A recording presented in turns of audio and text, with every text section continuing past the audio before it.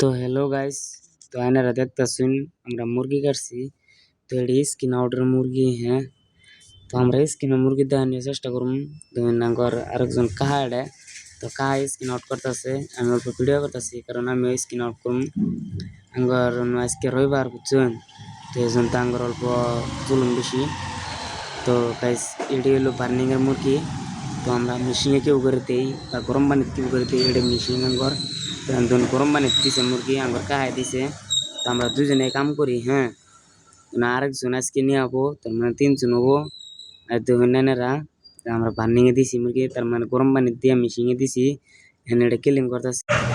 তো গাইস এটা কিলিং করার পরে আমরা কিলিং করবো, মুরগি কিলিং করবো। তারপর আমি যাই অল্প বেলেগ কাম করবো। তো এনে করে দেওয়ার চেষ্টা করবো, আমার মালিক আবো, আমার মালিকের দেওয়ার চেষ্টা করবো। তো এনারা আমার হাতে থাকবেন, তারপর সাপোর্ট টাপোর্ট করবেন এনারা।